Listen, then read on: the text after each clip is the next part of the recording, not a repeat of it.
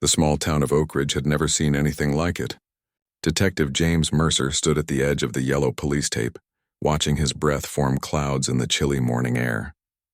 30 years on the force, and he still felt that familiar knot in his stomach when looking at a crime scene. This one, though, was different. "What do we know?" he asked, nodding to Officer Chen, who lifted the tape for him. Female victim Rebecca Collins, 34 years old, math teacher at the high school. Chen's voice was steady, but her eyes gave away her shock. Her sister found her this morning when she didn't show up for their weekly breakfast. Mercer ducked under the tape and walked the stone path to the small blue house with white trim. It looked peaceful from the outside, the kind of home that should hold Sunday dinners and book clubs, not the horror that waited inside. Time of death? "Doc thinks sometime between midnight and 2 a.m., Chen replied, following him up the steps. Inside the house was neat and organized. No signs of forced entry, no struggle. Nothing to suggest that by morning, a beloved teacher would be found dead in her living room. The scene was almost peaceful, if you could ignore the body carefully positioned on the floor. The method was precise, clinical even, suggesting whoever did this knew exactly what they were doing. "This doesn't look like a robbery gone wrong," Mercer said, taking in the untouched electronics and the victim's purse still sitting on the entryway table, wallet inside. "No, sir, it doesn't, and nobody heard anything? So anything? Neighbors say it was a quiet night. The old lady next door thought she heard a car around 1 in the morning, but she couldn't be sure. Said it could have been anyone coming home late." Mercer nodded slowly, his eyes scanning every inch of the room. After 3 decades, he'd developed a kind of sixth sense about cases. Some would be wrapped up quickly, crimes of passion or desperation that left obvious trails. Others would take work but ultimately yield to good police work. This one felt different. "We need to talk to everyone who knew her," he said. Friends, co-workers, students, ex-boyfriends. Someone knows something. What Mercer couldn't have known that morning was just how right and how wrong he was. 6 months later, the Collins case file sat open on Mercer's desk, twice as thick as when it started, but no closer to being closed. The detective rubbed his tired eyes and leaned back in his chair, the springs protesting loudly in the empty office. He'd promised Rebecca's sister they'd find answers. Now, with retirement looming just months away, that promise hung over him like a storm cloud. The evidence board on his wall had grown so complex it looked like something from a movie. Photos connected by different colored strings, timeline notes, witness statements, all leading nowhere. The case had become something of an obsession in Oak Ridge. It wasn't just the shock of having a murder in their quiet town. It was the victim herself. Rebecca Collins had been one of those rare people genuinely loved by almost everyone. Former students left flowers at her door every week. The school had planted a garden in her memory, and yet, despite the public interest and the department throwing everything they had at the investigation, they were no closer to finding her killer than they had been that first morning. The door to the office swung open, and Chief Wilson walked in, coffee in hand. "You're here early," the chief said, though they both knew Mercer had likely been there all night, just reviewing some things. The chief glanced at the case file and sighed. "James, we've been over this. Maybe it's time to what, give up? Tell her family we're moving on." Mercer's voice was sharper than he intended. "Not give up, just accept that we might need fresh eyes." The chief sat on the edge of the desk. "You're not the only one who wants this solved. But you've been running yourself into the ground. When's the last time you had a full night's sleep?" Mercer ignored the question. Sleep wasn't important. What mattered was that somewhere, the person who took Rebecca's life was going about their day, free and clear, while her family suffered. "The state police offered to send someone," the chief continued. "Detective Lopez has experience with cases like this." "Cases like what?" "We don't even know what this is," Mercer gestured to the board. "There's no pattern, no motive we can find. Nothing was taken. She wasn't in a relationship. No enemies. The crime scene was immaculate. No fingerprints, fibers, DNA, nothing. It's like a ghost walked in and..." He stopped himself, aware he was getting worked up again. The chief waited a moment before speaking. "Let Lopez take a look. A fresh perspective can't hurt." Mercer wanted to argue, but found he didn't have the energy. Maybe the chief was right. Maybe someone new would see something they'd all missed. Detective Lopez arrived the next day, bringing a reputation for solving difficult cases. and an approach that felt too modern, too theoretical for Mercer's taste. She spent days going through every piece of evidence, re-interviewing witnesses and building her own timeline. For a brief moment, hope flickered in the department. Perhaps this outsider would crack the case. 2 weeks later, she left as puzzled as everyone else. "I've never seen anything like it," she admitted to Mercer on her last day. "It's almost like what?" She hesitated. Like it was done by a professional, someone who knew exactly how to cover their tracks. "A hit?" Mercer scoffed. "On a math teacher in Oak Ridge? I didn't say it makes sense. I'm just telling you what the evidence, or lack of it, suggests." After Lopez left, 2 more detectives rotated through, each bringing their own methods, each leaving with the same frustration. The case began to develop a reputation in law enforcement circles, the unsolvable murder in Oak Ridge. Meanwhile, life in the small town tried to return to normal. The high school hired a new math teacher. The local papers stopped running updates on the investigation. People spoke of Rebecca in the past tense with sad smiles and fond memories, but beneath the surface something had changed. Doors that once stayed unlocked were now bolted at night. Parents kept closer eyes on their children. The easy trust that had defined Oak Ridge was fractured. As the 1-year anniversary of Rebecca's death approached, the town council planned a memorial service. Mercer, now just weeks from retirement, watched from his car as they installed a small plaque in the park where she used to run every morning. His phone buzzed with a text from the chief. "Need you at the station. Now." 20 minutes later, Mercer stood in the chief's office staring at a stranger. The man was tall and lean, with the kind of eyes that seemed to take in everything at once. He wore a rumpled suit that had seen better days and carried himself with the quiet confidence of someone who had seen the worst humanity had to offer and somehow survived it. "Detective Mercer, this is Thomas Grayson," the chief said. "Former FBI profiler." Grayson extended his hand. His grip was firm, his gaze direct. "The chief's been telling me about your case," Grayson said. "It's not my case anymore," Mercer replied, though they all knew that wasn't quite true. "I'm retiring in 3 weeks. All the more reason to solve it now, wouldn't you say?" There was something in the man's tone that irritated Mercer, a certainty that felt out of place for someone who had just walked in the door. "With all due respect," Mercer said, "we've had state police, we've had consultants. What makes you think you'll see something they didn't?" Grayson didn't answer immediately. Instead, he walked to the evidence board that had been moved to the chief's office after Mercer's had become too cluttered. "Because I've seen this before," he finally said, his finger tracing the timeline they'd constructed. "Not this exact case, but this signature." Mercer exchanged a glance with the chief. "Signature? We've never established any kind of pattern or signature." "That's because the signature is the absence of evidence," Grayson said.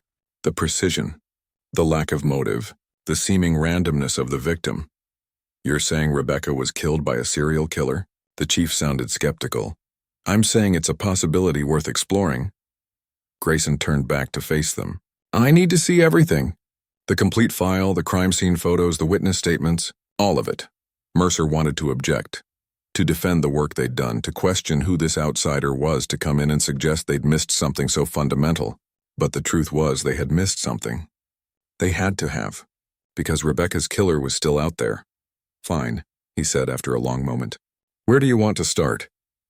For the first time, Grayson's serious expression softened slightly. "With you, detective.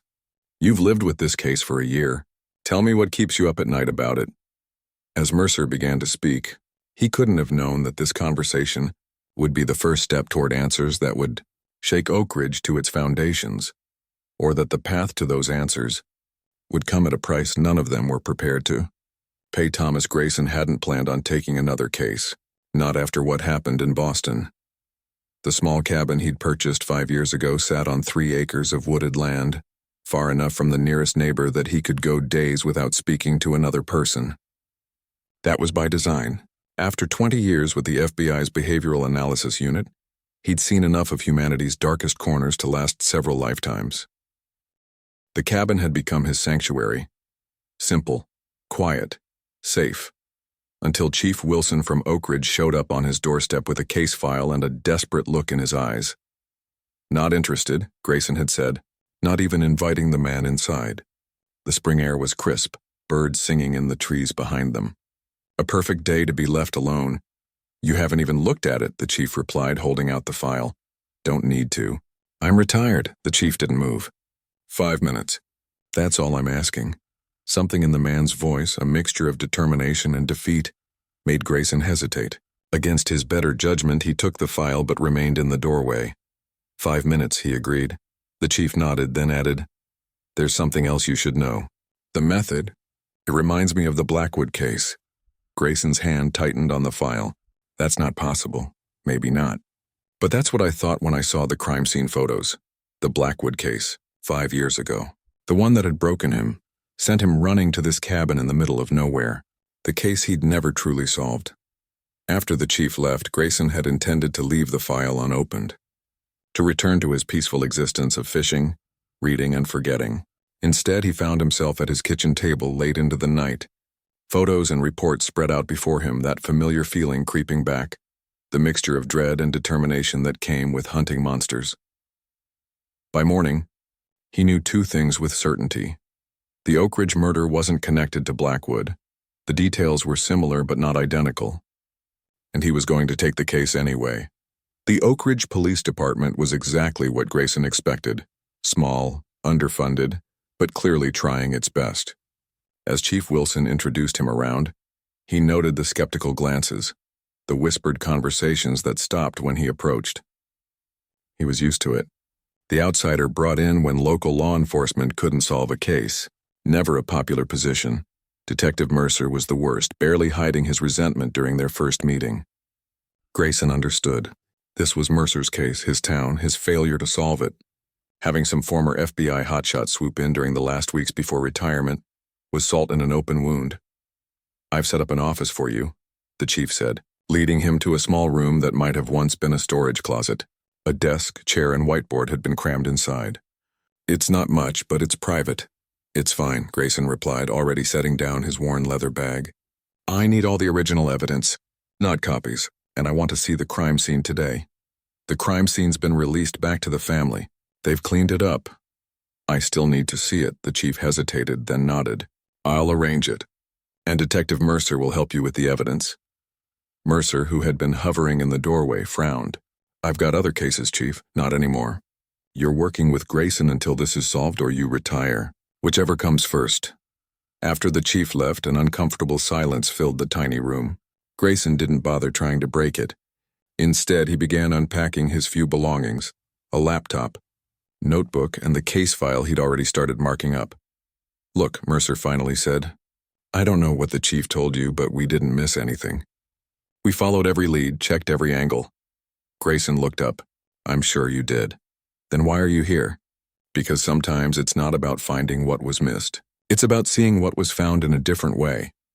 Mercer didn't look convinced, but he didn't argue further. I'll get you the evidence boxes. Rebecca Collins' house stood at the end of a quiet street lined with maple trees just starting to bud with spring leaves. It was smaller than Grayson had imagined from the photos. A modest one-story with a small front porch and tidy garden beds waiting for warmer weather.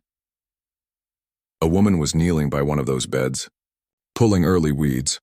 She stood as their car approached, brushing dirt from her hands onto her jeans. The family resemblance was unmistakable. She had the same heart-shaped face as Rebecca, though her eyes held a sorrow that changed her features entirely. That's Lisa Collins, Rebecca's sister, Mercer said quietly as they parked. She's been taking care of the house. Can't bring herself to sell it yet. Grayson nodded, watching as Lisa's expression changed from curiosity to recognition as she spotted Mercer, then to something harder to read when her gaze shifted to him. Detective, she greeted Mercer with a small nod before turning to Grayson. You must be the specialist Chief Wilson mentioned. Thomas Grayson, he introduced himself, not offering his hand. People in her position rarely wanted to be touched, even in the most casual way. I appreciate you letting us see the house. If it helps find who did this to my sister, you can tear the place down for all I care. Her voice was steady, but Grayson could hear the undercurrent of pain. Come in. I've kept her study exactly as it was. The rest, I couldn't leave it that way. Inside, the house was bright and welcoming, a stark contrast to the crime scene photos Grayson had studied. Where there had once been evidence markers in blood, there was now a comfortable living room with bookshelves and a worn couch. Lisa had done her best to reclaim the space from tragedy. The police said it happened here, Lisa said, gesturing to the center of the living room. I replaced the rug, repainted, rearranged the furniture. She paused. Does that mess up what you need to see? No, Grayson assured her. I just need to get a feel for the space. While Mercer spoke quietly with Lisa in the kitchen, Grayson moved through the house, absorbing details. The numerous bookshelves filled with history and biography rather than the math texts one might expect from a math teacher. The lack of television. The desk in the study covered with neatly organized research materials. He paused at the desk, noting the careful system Rebecca had used. Color-coded folders, labeled notebooks, sticky notes with elegant handwriting. This was someone who valued order and precision, who documented everything. A small journal caught his eye, half hidden beneath a folder. When he opened it, he found not personal entries but research notes written in the same neat hand. Names, dates, locations, all connected to Oak Ridge's history. She was writing a book, Lisa said from the doorway, making him look up. About the town's history. She'd been researching it for almost 2 years. What kind of history? Grayson asked, something tugging at the back of his mind. Lisa shrugged. All of it, I guess. She was especially interested in the founding families. She said there were stories that had been buried. She gave a sad smile. Rebecca always liked digging up the truth. Said that's why she taught math, because numbers don't lie. Grayson carefully replaced the journal. May I borrow this? And any other research materials she had? Lisa hesitated only briefly before nodding. If you think it will help. Later, as they drove back to the station with boxes of Rebecca's research, Mercer finally asked the question Grayson had been waiting for. You think her murder is connected to this book she was writing? I think, Grayson said carefully, that people who dig up buried stories sometimes find things others wanted to keep hidden. The next 2 weeks passed in a blur of activity. Grayson established a routine. Early mornings reviewing evidence, afternoons interviewing witnesses Mercer had already spoken to, evenings poring over Rebecca's research. He slept little, ate when he remembered to, and spoke only when necessary. Mercer, despite his initial resistance, proved to be a valuable partner. He knew everyone in town, understood the relationships and histories that Grayson couldn't hope to grasp in such a short time. More importantly, he cared, not just about solving the case but about justice for Rebecca. You were right, Mercer admitted one night as they sat in the small office surrounded by evidence. We miss things. Grayson looked up from the witness statement he was reading. Not missed. Just didn't see the connections. The connections were becoming clearer every day. Rebecca's research had led her to investigate a scandal from the 1970s, involving 3 of Oak Ridge's oldest families.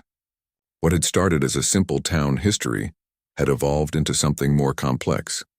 An examination of power, influence, and the lengths people would go to protect both. She was getting close to something, Grayson said, gesturing to Rebecca's timeline. Look at her notes from the weeks before her death. More detailed, more focused. She found something concrete. But what? Mercer asked, frustration evident in his voice. We've been through everything. Not everything. Grayson tapped a name that appeared repeatedly in Rebecca's journal. We haven't talked to Judge Howard yet. Mercer's expression changed. The judge? He's been on the bench for 30 years. Respected community leader. Why would he be involved? His father was mayor during the time Rebecca was researching, and his name appears 17 times in her notes. Grayson stood, stretching his stiff back. We need to talk to him. He won't like it, Mercer warned. The Howard family doesn't appreciate being questioned. No one does, Grayson replied, gathering his notes. Especially people with something to hide. As they left the station that night, neither man noticed the sedan parked across the street, or the figure watching them from behind tinted windows. But by morning, word had spread through certain circles in Oak Ridge. The outsider was asking dangerous questions, looking into matters long considered settled. And someone had decided those questions needed to stop. Judge Howard's chambers were exactly what Grayson had expected. Wood-paneled walls, leather-bound law books, and the kind of heavy furniture that spoke of tradition and authority. The judge himself fit the setting perfectly, tall, distinguished, with silver hair and the confident posture of a man used to being listened to. Gentlemen, he greeted them, not rising from behind his massive desk. Chief Wilson mentioned you wanted to speak with me, though I must say I'm not sure how I can help with a year-old investigation." Mercer shifted uncomfortably in his chair. Grayson noted the detective's unease. A man approaching retirement didn't want to antagonize one of the most powerful figures in the county. But Grayson had no such concerns. "We're reviewing Rebecca Collins' research," Grayson said, watching the judge's face carefully, "specifically her work on Oak Ridge history." If the judge was concerned, he didn't show it. "Ah, yes, the teacher. Terrible business, that. I didn't know she was a historian as well." "Not professionally," Grayson replied, "but she was thorough. She took particular interest in certain events from the 1970s. During your father's time as mayor." Something flickered in the judge's eyes, so brief that anyone else might have missed it. But Grayson had spent his career reading the micro-expressions that betrayed people's thoughts. "Dad's administration was quite dull, I'm afraid," the judge said with a small laugh. "Infrastructure projects, budget meetings, hardly the stuff of compelling history." Grayson removed a photocopy from his folder and slid it across the desk. It was a page from Rebecca's journal, with "Howard family, land deal, 1976" circled and underlined. She seemed to find it interesting. The judge glanced at the page, his expression unchanged. "I couldn't say why. I was away at law school during those years." He slid the paper back. "Is this why you wanted to see me? To ask about ancient town business?" "We're exploring all angles," Mercer cut in, clearly trying to ease the tension building in the room. "Miss Collins was researching several of Oak Ridge's founding families before her death. And you think this research got her killed?" The judge raised an eyebrow. "That seems rather dramatic for our little town, doesn't it?" "People have been killed for less," Grayson said flatly. The judge's smile didn't reach his eyes. "Well, I wish I could help you gentlemen, but I'm afraid I don't know anything about Miss Collins or her research interests." He checked his watch. "And I have a docket to clear before lunch." As they were shown out, Grayson noticed a woman waiting in the anteroom, mid-50s, expensively dressed, with the same confident bearing as the judge. She gave them a curious look as they passed. "Eleanor Howard," Mercer murmured once they were in the hallway. "The judge's wife. Runs half the charitable organizations in town." Grayson nodded, filing away the information. "He's hiding something." "Maybe, but we've got nothing concrete to press him on." "Not yet," Grayson agreed. "But Rebecca's research is the key. We need to find out exactly what she discovered about that land deal." Back at the station, they spread Rebecca's materials across the small office. Her organization system made it relatively easy to find what they were looking for. A folder labeled 1976 contained newspaper clippings, handwritten notes, and photocopies of public records. "Here," Mercer said after an hour of searching. "County records of a land sale, 70 acres on the north side of town, sold by the county to Howard Development Corporation."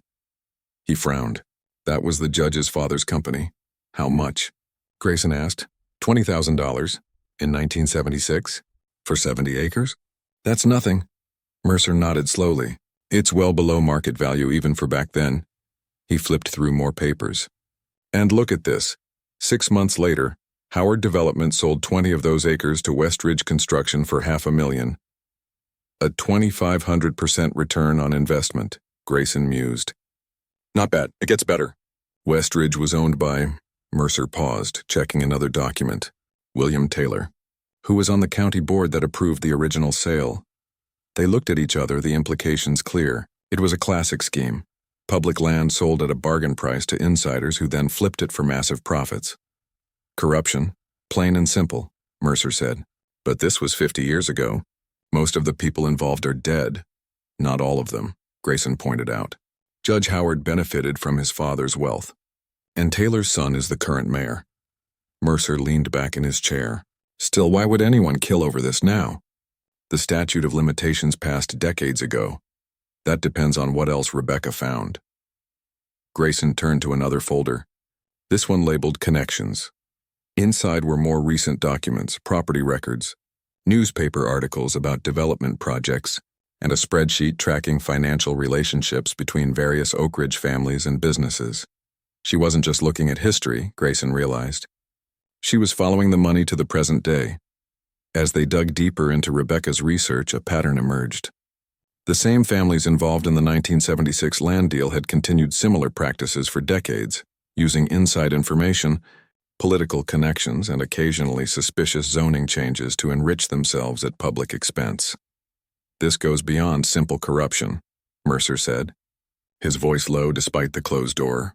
Rebecca was mapping out what amounts to a shadow government in Oak Ridge. 3 families controlling everything from behind the scenes for generations. Grayson nodded, studying a timeline Rebecca had created, and she was getting ready to expose it all in her book. But would they really kill her over this? It's embarrassing, sure. Maybe some civil lawsuits, but murder? Before Grayson could answer, his phone buzzed with a text message from an unknown number. St. James Cemetery, southeast corner. 30 minutes. Come alone. He showed it to Mercer, who immediately shook his head. Could be a trap. Or it could be someone who knows something but is afraid to come forward officially. Grayson was already putting on his jacket. I need to go. Not alone, Mercer insisted. I'll keep my distance, but I'm coming. St. James Cemetery sat on a gentle hill overlooking Oak Ridge. In the late afternoon light, the old headstones cast long shadows across the well-maintained grounds. Grayson walked alone to the southeast corner as instructed, while Mercer positioned himself near the entrance, out of sight but within shouting distance. A groundskeeper was raking leaves nearby, his back to Grayson. As Grayson approached, the man spoke without turning around. You're asking dangerous questions, Mr. Grayson. Who are you? Someone who knows what happened to Rebecca Collins. The man kept raking, his movement steady and practiced. And what will happen to you if you don't back off? Is that a threat? A warning. The groundskeeper finally turned. He was older than Grayson had first thought, with weathered features and eyes that had seen too much. I worked for the Howard family for 40 years. Saw things. Heard things. Like what? The man glanced around nervously before continuing. Rebecca came to me about 6 weeks before she died. Asked about the old land deals. I told her what I knew. Names, dates, meetings that happened in the Howard house when I was working there. And then she was killed. The groundskeeper nodded. 2 days after she met with Richard Taylor, the mayor's brother. He's the family fixer, always has been. Do you have proof of any of this? Nothing that would stand up in court. But I know what I know. The man resumed raking. Rebecca wasn't the first person to get too close to their secrets. Grayson felt a chill that had nothing to do with the evening air. There were others? 3 that I know of. Different towns, different years. All made to look like accidents or random crimes. The groundskeeper stopped again, meeting Grayson's eyes directly. They're watching you now. Just like they watched her. Before Grayson could ask another question, the man walked away, disappearing among the headstones. Moments later, Mercer joined him, looking concerned. What was that about? A lead, Grayson said, already heading back to their car. And a much bigger case than we thought. Back at the station, Grayson made a series of phone calls to former FBI colleagues, calling in favors to get information on unsolved cases in neighboring states. Mercer watched as he filled a new whiteboard with names, dates, and locations. 3 unsolved murders in 3 different states over the past 15 years, Grayson explained. All with the same MO as Rebecca's killing. All victims were investigating local corruption or land development deals. And you think they're connected to our case? I think, Grayson said carefully, that we're looking at something organized and far-reaching, a network protecting itself across municipal and state lines. Chief Wilson, who had been listening from the doorway, let out a low whistle. That's a hell of a theory, Grayson. But it's thin. It won't be once we connect Richard Taylor to Rebecca's murder. The chief frowned. The mayor's brother? Do you have any idea what you're suggesting? I do, Grayson replied. And so did Rebecca. That's why she's dead. Later that night, as Grayson returned to his motel room, he noticed a car parked across the street, the same sedan he'd glimpsed several times over the past week. He made a show of going inside, turning on lights and moving around the room. Then he slipped out the bathroom window, circled behind the neighboring buildings, and approached the car from behind. The driver never saw him coming. When Grayson yanked open the door, the man inside jumped, reaching for something under his coat. Grayson was faster, grabbing the man's wrist. Who are you? Grayson demanded. Why are you following me? The man, young, nervous, but with cold eyes, stared back defiantly. Just keeping an eye on things, making sure you don't get yourself into trouble. Who sent you, Taylor? A slight flicker in the man's expression confirmed Grayson's guess. He tightened his grip on the man's wrist. "Tell your boss I'm not backing off. And the next time he wants to have me watched, he should send someone who knows what they're doing." As Grayson walked away, the man called after him, "You have no idea what you're getting into." But he did. For the first time since taking the case, Grayson felt certain he understood exactly what had happened to Rebecca Collins. The question now was whether he could prove it, and whether he'd live long enough to try. The next morning, Grayson arrived at the station to find Mercer waiting with grim news. "Someone broke into Rebecca's house last night," the detective said, handing over a coffee. "Lisa called it in around 4 a.m., woke up to the sound of someone going through her sister's study." Grayson's stomach tightened. "What did they take?" "That's the thing, Lisa isn't sure. Nothing obvious is missing. But Rebecca's desk was cleared out, papers scattered everywhere." Mercer took a sip of his own coffee. "Lisa thinks they were looking for something specific." "They were," Grayson confirmed. "The same thing we're looking for, proof connecting the Howards and Taylors to Rebecca's death." They drove to the house, where a patrol officer stood guard outside. Lisa Collins met them at the door, eyes red-rimmed from lack of sleep, a cardigan pulled tight around her despite the warm morning. "I should have been more careful," she said as she led them to the study. "After you started asking questions, I should have known they'd come looking." The room was a mess, drawers pulled out, books knocked from shelves, papers strewn across the floor. It would take days to sort through it all and determine what, if anything, was missing. "Did you see who did this?" Grayson asked. Lisa shook her head. "Just heard noises. By the time I got downstairs, they were gone." "Back door was open.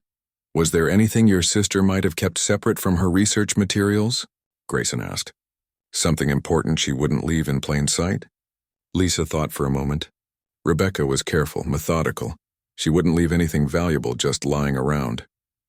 She glanced around the chaos of the study, especially if she thought it might be dangerous. "A safety deposit box?" Mercer suggested. "Storage unit?" "No, nothing like that, but—" Lisa trailed off, her brow furrowing. "Wait, there was something. After she died, I found a key taped to the bottom of her jewelry box.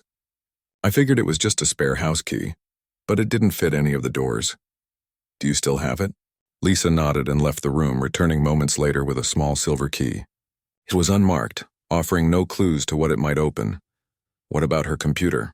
Grayson asked, noticing the laptop on the desk appeared untouched. "Password protected. The police tried to get in after she died, but even the tech specialist couldn't crack it." Grayson studied the laptop. "May I?" Lisa nodded, and Grayson sat at the desk opening the computer. The login screen appeared, waiting for a password. On a hunch, he turned to Lisa. "You said Rebecca was methodical, that she liked numbers because they don't lie. What date was most important to her?" Lisa considered the question. Her students' birthdays. She remembered every one of them. Then her expression changed. "No, wait. July 8th, our parents' anniversary. She visited their graves every year on that date, no matter what." Grayson typed 070873, adding the year of the anniversary based on a photo he'd seen in the living room. The screen remained locked. "What about the time?" he asked. "Was there a time that mattered to her?" Lisa's eyes widened slightly. "Their accident. The police report said it happened at 2:17 p.m. She always said that was when everything changed." Grayson added the numbers. 0708731417. The screen unlocked. Inside, they found folders meticulously organized, just like her physical files. But one folder, labeled simply Insurance, stood out. It contained a single document, a list of locations with dates and GPS coordinates. "These are all in Oak Ridge," Mercer noted, looking over Grayson's shoulder. "And the dates go back decades," Grayson added. "Look at this one, June 12, 1976. That's right after the land deal we found." Lisa leaned in. "What does it mean?" "I'm not sure," Grayson admitted. "But I think your sister was mapping something important." He pointed to the most recent entry, dated just 3 days before Rebecca's murder. "And I think this is what got her killed." The coordinates led them to an old storage facility on the outskirts of town. The property was run down, with rows of metal units rusting under the afternoon sun. A bored-looking attendant barely glanced up from his magazine as they approached the office. "Unit 217, Grayson said, showing his FBI credentials. He wasn't technically with the Bureau anymore, but the attendant didn't need to know that. "Sign here," the man replied, pushing a clipboard across the counter. "It's down at the end, last row." The unit was padlocked, the metal door showing signs of age but no tampering. The small key Lisa had given them fit perfectly. Inside, they found not old furniture or boxes of belongings, but filing cabinets. 6 of them neatly labeled by year, spanning from 1970 to the present. "She created her own evidence room," Mercer whispered, awe in his voice. "Not just evidence," Grayson replied, opening the nearest drawer. "Insurance." The files inside were organized chronologically, each containing newspaper clippings, property records, photographs, and handwritten notes. Some had USB drives attached. All documented the activities of what Rebecca had labeled the Trust, the unofficial alliance between the Howard, Taylor, and Blackwood families that had controlled Oak Ridge for generations. "This goes way beyond land deals," Mercer said as they pored through the files. "Bid rigging, bribery, witness intimidation." He held up a folder. "She even has evidence suggesting they arranged for a state investigator's car accident in 1992. Grayson nodded grimly. And that's not all. He'd found a more recent file, containing financial records showing large transfers from accounts connected to Richard Taylor to offshore banks, then back to a shell company that had purchased land just before a major highway expansion was announced. "Insider trading," Grayson explained, using advanced knowledge of public projects for private gain. "It's been their pattern for 50 years. This is enough to bring down everyone involved," Mercer said. "But why keep it here instead of going to the authorities?" Because she didn't know who to trust. Grayson closed the file he was holding. "These families have connections throughout the region. Judges, prosecutors, state officials. She needed to build an airtight case before going public. And they found out." "They found out," Grayson agreed. "But they didn't find this room. Which means we have what they've been looking for." As they were loading the most crucial files into boxes, Mercer's phone rang. The call was brief, his expression darkening as he listened. "That was Chen back at the station," he said after hanging up. "Judge Howard just issued a warrant for your arrest, Grayson. Alleged assault on Richard Taylor's assistant, the guy you confronted last night. They're saying you attacked him without provocation." Grayson wasn't surprised. "They're moving faster than I expected. We need to get these files to the state police today." "No." Grayson shook his head. "Not yet. The state investigator who died in 1992 was state police. We don't know how far this network extends." He thought for a moment. "We need to make copies of everything first. Insurance for our insurance." "That will take hours," Mercer protested. "Then we'd better get started. You head back to the station. Act normal. I'll handle this." Mercer looked uncertain. "They'll be looking for you." "I know how to disappear," Grayson assured him. "Just buy me some time." By nightfall, Grayson had moved the most important files to a new location, a cabin owned by Lisa's friend outside of town. The owner was away for the month, making it a perfect temporary headquarters. Lisa had brought him supplies and a laptop, then returned to her home to maintain appearances. He worked through the night, scanning documents, organizing evidence, and building the case Rebecca had died for. The pattern was clear now. A sophisticated operation spanning decades, using political influence, insider information, and occasionally violence to maintain control and generate wealth. What troubled him most were the connections to the other murders he'd identified. Rebecca hadn't been the first to uncover pieces of this operation. The others had been investigating similar patterns in their own communities, all places where the 3 families had business interests. Around dawn, his burner phone rang. Mercer's number. "They're coming for you," the detective said without preamble. "Taylor's men found a witness who says they saw your car near the storage facility. They're getting a warrant now. How much time do I have? Hours, maybe less. And Grayson, Chief Wilson's been sidelined. The mayor called in a special prosecutor from the county. This is happening fast.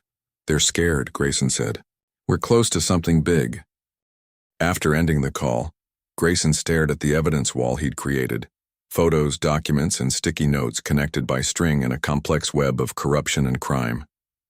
Rebecca had been right. The 3 families weren't just influential citizens. They were something closer to a criminal organization, operating in plain sight behind a veneer of respectability. His phone buzzed with a text from an unknown number. "They know where you are. Get out now. Grayson grabbed his bag and the external hard drive containing the copied files. As he stepped onto the porch, headlights appeared on the long driveway leading to the cabin. Too late. He retreated inside, quickly assessing his options. The cabin had a back door leading into dense woods. If he could reach them, he might have a chance. The vehicles were getting closer, at least 3 sets of headlights. Not just local police, someone had sent a team. As Grayson slipped out the back door into the pre-dawn darkness, his phone buzzed again. This time it was Lisa. Detective Chen is here. Says she can help. Says she found something in Rebecca's personal effects.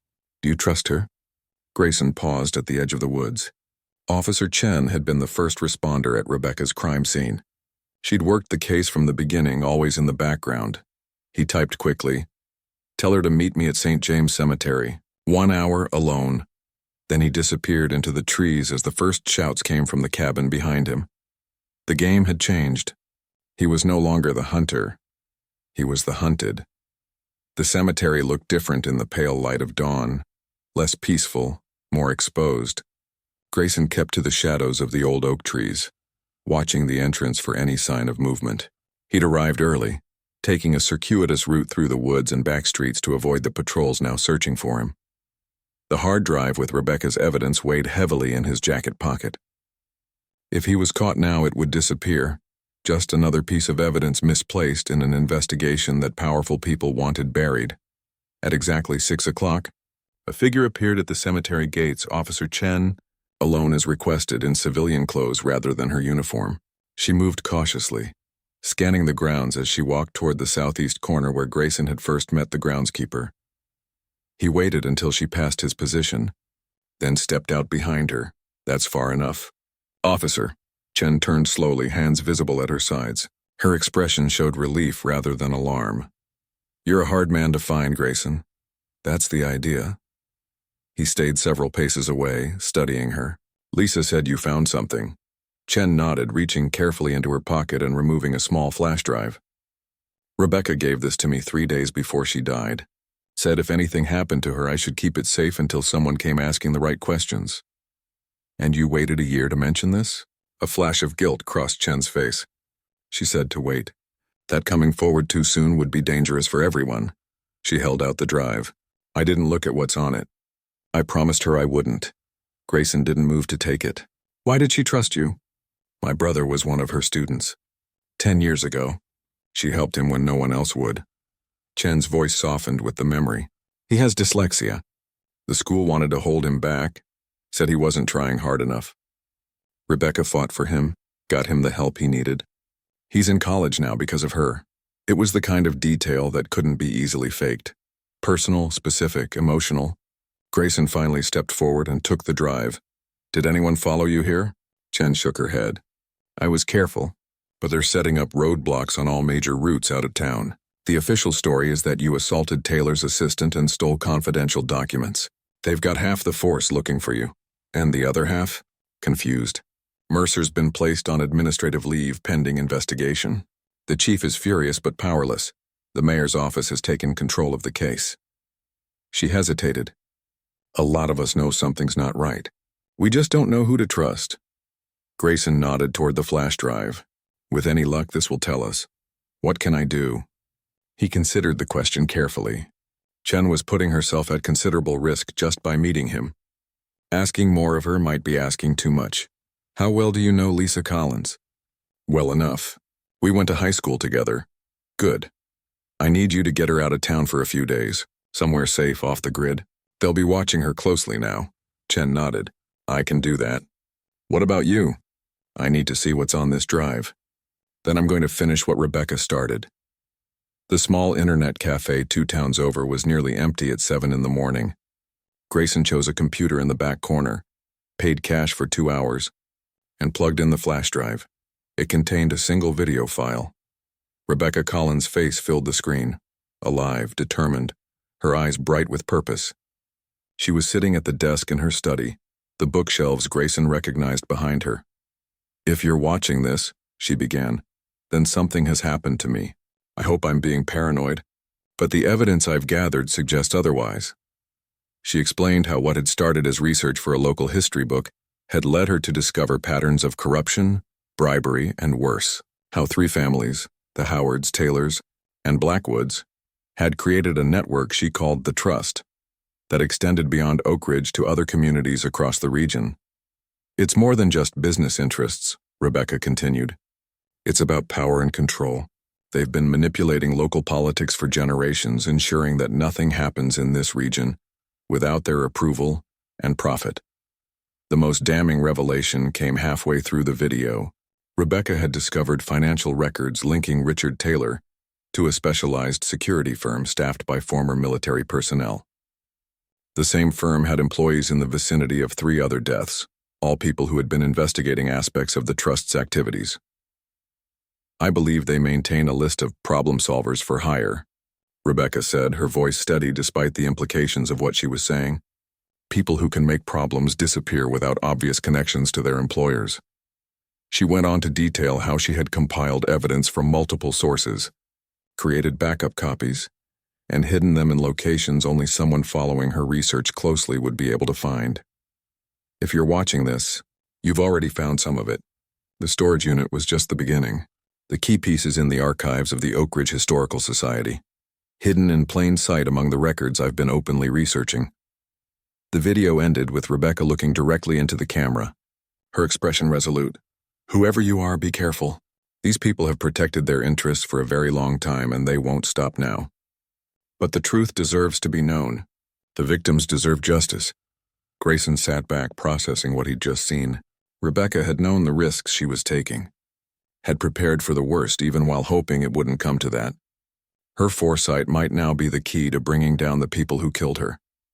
The Oak Ridge Historical Society was located in an old Victorian house on Main Street, right in the center of town, where Grayson couldn't possibly go without being spotted. He needed help. This is crazy, Mercer muttered as they parked a block from the Historical Society. I'm on administrative leave.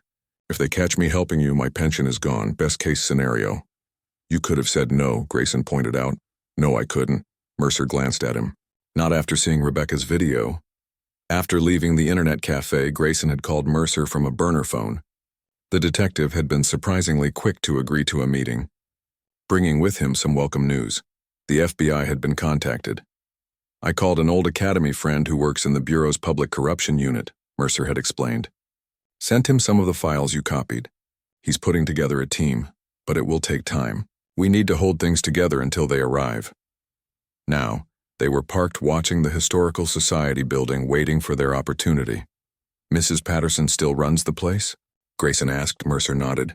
Every Tuesday and Thursday, like clockwork. She'll be inside now cataloging new donations. Alone, usually. It's not exactly a tourist hotspot. The plan was simple. Mercer would go in claiming to be following up on some final details for Rebecca's case. While he kept Mrs. Patterson occupied, Grayson would slip in through the back and find whatever Rebecca had hidden among the archives. As plans went, it wasn't sophisticated. But with roadblocks on every major route and patrol searching for Grayson, options were limited.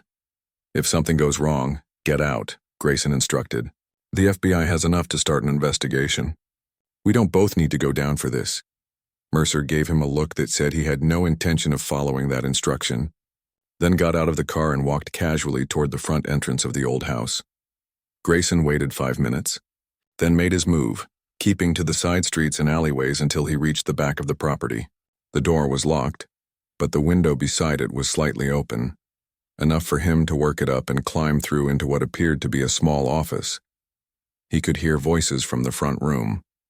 Mercer's low rumble and the higher pitch of an elderly woman, presumably Mrs. Patterson. Moving quietly, he made his way down a hallway lined with glass cases displaying local artifacts. The archive room was at the end, a larger space with metal shelving units filled with boxes and folders. Each was meticulously labeled with a time period and subject matter. Rebecca's organizational influence was evident even here. According to her video, she had hidden her evidence in plain sight. Grayson scanned the shelves, looking for anything that might stand out. Then he spotted it, a box labeled Howard Family Business Records 1970-1980. the exact time period when the corrupt land deals had begun. Inside the box, among legitimate historical documents, was a sealed envelope with insurance policy written on the front. Grayson opened it carefully. It contained a single USB drive and a handwritten note. The final piece. Account numbers, payments, names, everything needed to connect the trust to 4 murders. As Grayson pocketed the drive, a noise from the hallway made him freeze. Not Mercer's voice, but a man's, authoritative, demanding. "I don't care about your closing time. Mrs. Patterson, this is official police business." Richard Taylor had arrived. Grayson looked around quickly for another exit, but there was only the door to the hallway. He was trapped. Then his phone vibrated silently in his pocket. A text from Mercer. "FBI here. Outside now. Stall them." A plan formed in Grayson's mind. Sometimes the boldest move was the safest. He stepped into the hallway, directly into Taylor's path. "Mr. Taylor," he said calmly. "I was hoping we'd meet again." Taylor's surprise quickly turned to a cold smile. "Mr. Grayson, you've led us on quite a chase." He gestured to the uniformed officer beside him. "Arrest him. Multiple charges: assault, breaking and entering, theft of confidential documents, interfering with a police investigation." "Before you do that," Grayson said to the officer, "you might want to look outside. The FBI Public Corruption Task Force has some questions about Mr. Taylor's financial activities." Taylor's expression didn't change, but a muscle twitched in his jaw. "He's lying. There's no FBI here." As if on cue, the front door opened and several agents in FBI windbreakers entered, led by a woman with a stern expression and a badge already displayed. "Richard Taylor?" she asked. "I'm Special Agent Wilson, FBI. We have a warrant to search these premises and to seize all documents related to financial transactions between you, Judge Howard and Mayor Taylor." She turned to the local officer. "And Mr. Grayson here is a material witness in our investigation.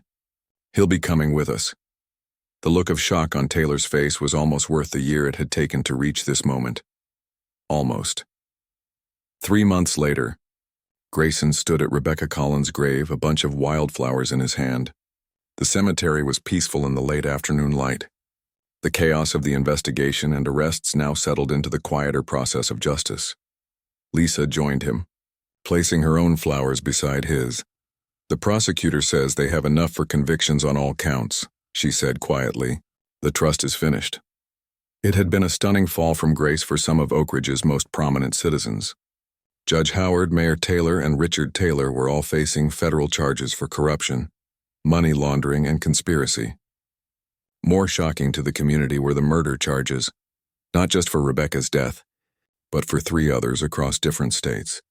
The evidence Rebecca had gathered, combined with what Grayson and Mercer had found, had blown the case wide open. The FBI had frozen accounts, seized records, and flipped several lower-level associates who were now testifying against their former bosses. "She would have been pleased," Grayson said, looking at the simple headstone. "Not about the attention, but that the truth came out." Lisa nodded. Truth was always what mattered to her. They stood in silence for a moment before Lisa spoke again. "The school board is publishing her book. All her research, everything she discovered about the town's real history. They want to name the new library after her. She deserves that." As they walked back toward the cemetery gates, Mercer was waiting by his car. He looked different in civilian clothes, more relaxed despite the challenges of the past months. "Ready for the hearing tomorrow?" he asked Grayson. "As ready as I'll ever be." The internal affairs investigation had cleared Mercer of any wrongdoing, allowing him to retire with his full pension. Grayson's situation was more complicated. His methods had bent several rules, even if they had ultimately served justice. "The Bureau's offer still stands," Mercer reminded him. "Special consultant on cold cases. You'd be good at it." Grayson had been considering the offer. After 5 years of self-imposed exile, the work on Rebecca's case had reminded him of why he'd joined the FBI in the first place, not just to solve crimes, but to find justice for those who could no longer seek it themselves. "Maybe," he said, "after the trial." As they drove away from the cemetery, Grayson glanced back at Rebecca's grave, now marked with fresh flowers. One case solved. Justice served. It wouldn't bring her back, but it meant her death hadn't been in vain. For the first time in years, he felt something close to peace and purpose.